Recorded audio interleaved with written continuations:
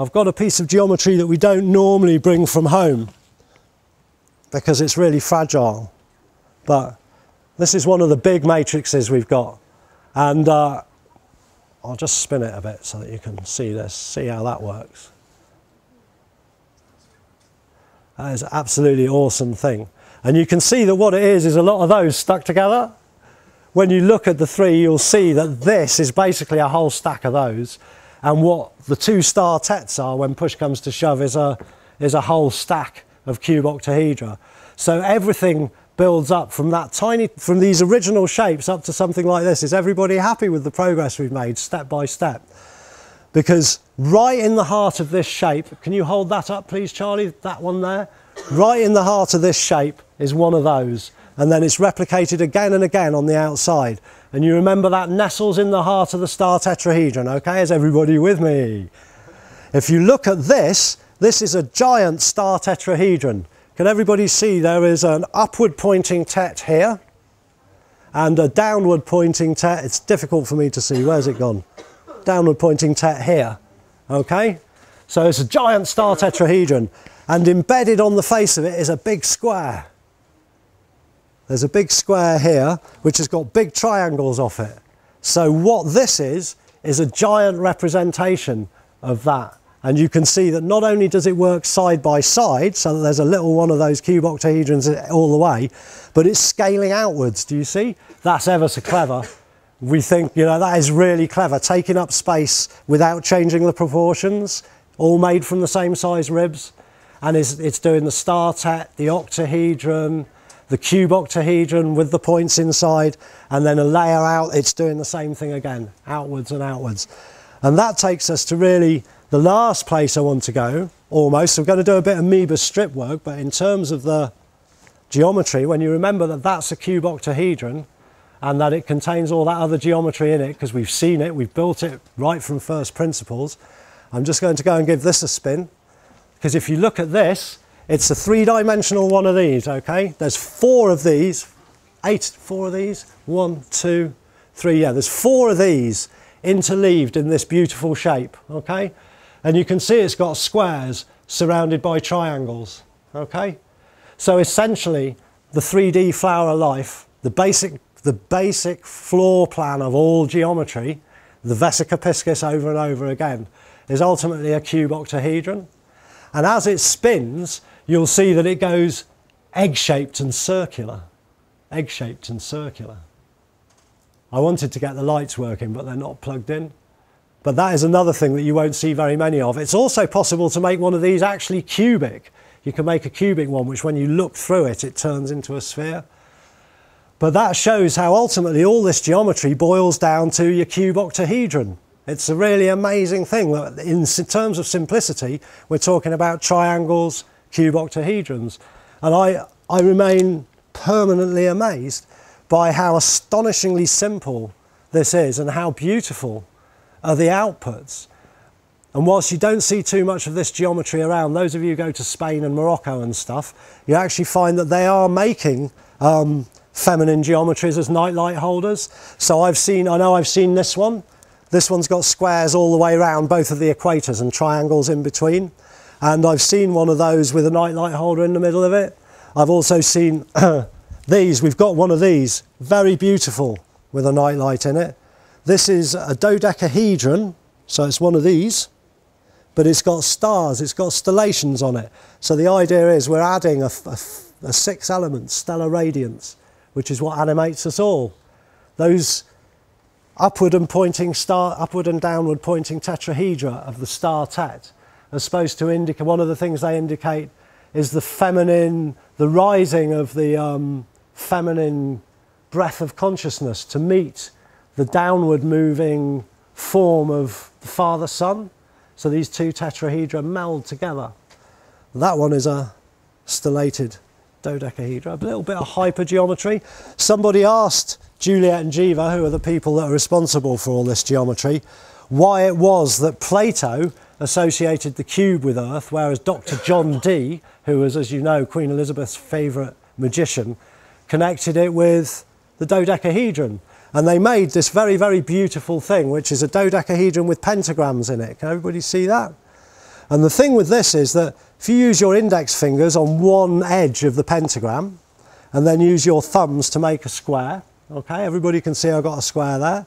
I'm going to hand it round so you can all have a go. If I then use my middle fingers to go underneath my index finger, I've got another square, okay. So I've got a square on the top and I've got a square on the face. I'm now going to use my ring fingers to go underneath my middle fingers back there, and I've got another two squares. So what I've actually located in my dodecahedron is a cube. There's a hypercube in here, and they say in order to bring hypergeometry through to the third dimension, you always lose something, except for the startet, the exception.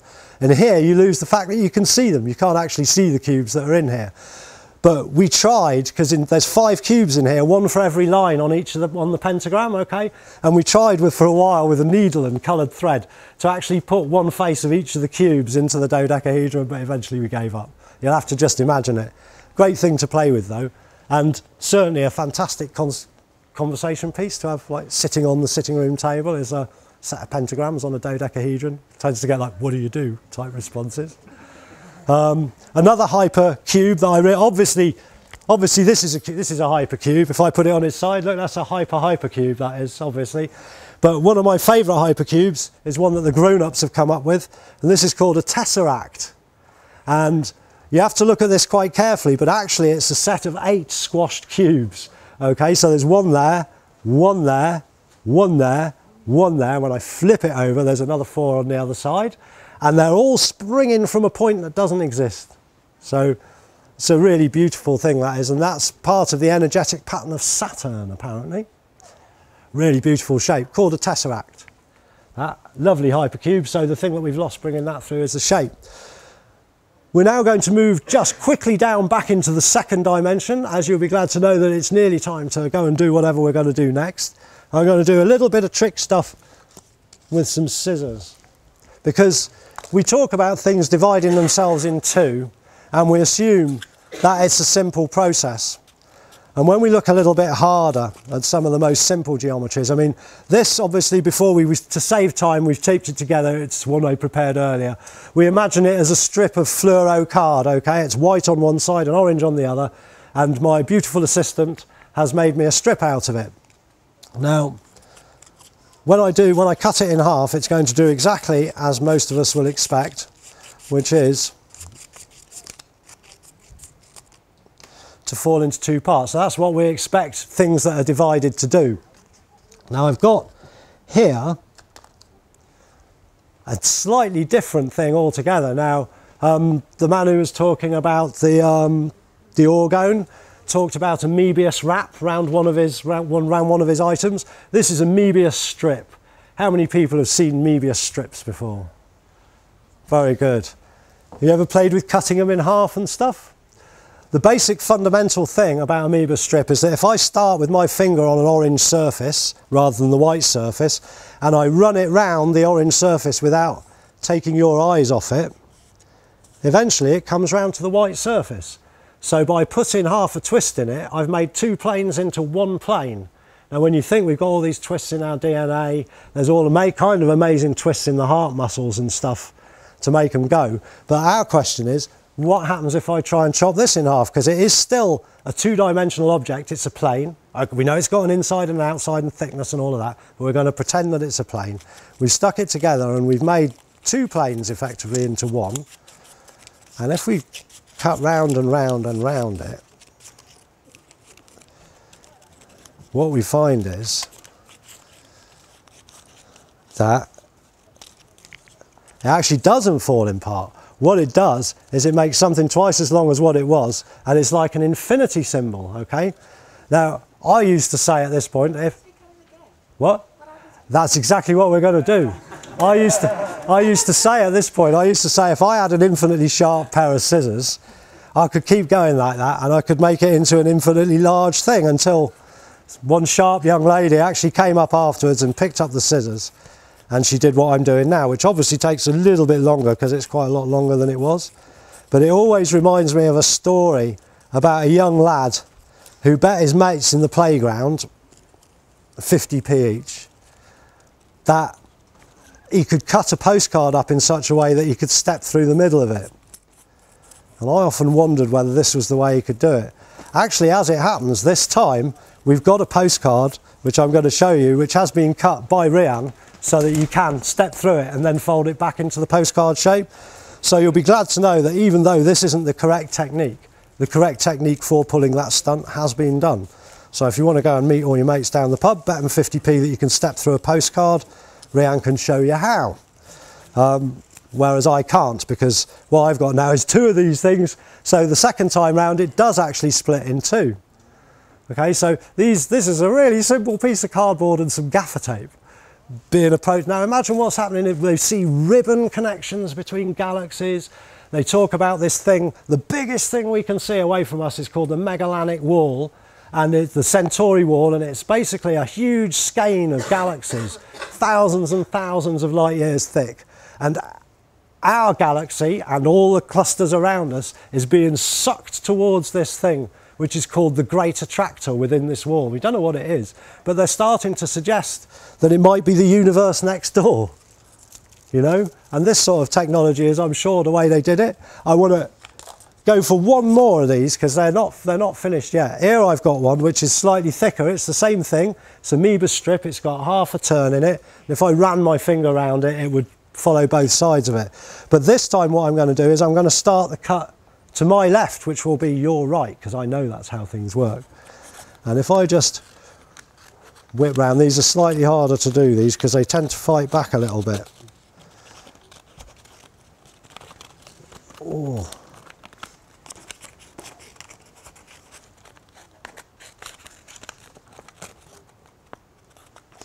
You can tell I was a child of the Blue Peter generation. I should have had one of these. If I had one of these prepared earlier, I'd go and look, I've ended up on my left and your right. There's my original cut and I've come up next to it. So the only thing for it really is to continue moving through here. Back round to the other side.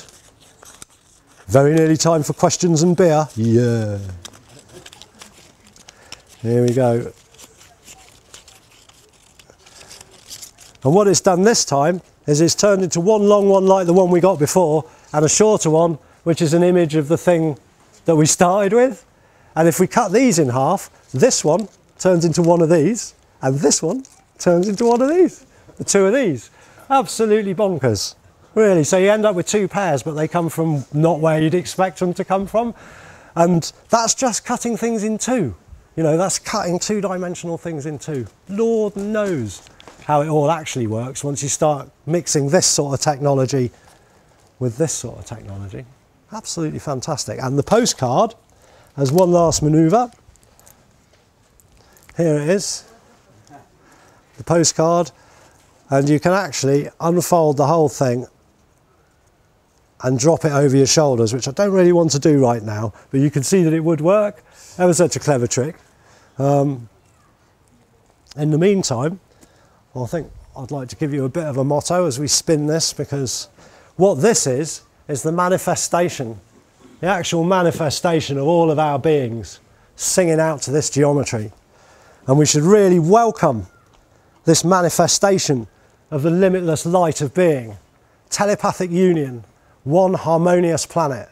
May we align as a collective earth force and live as the agents of bliss and magic that we're destined to be.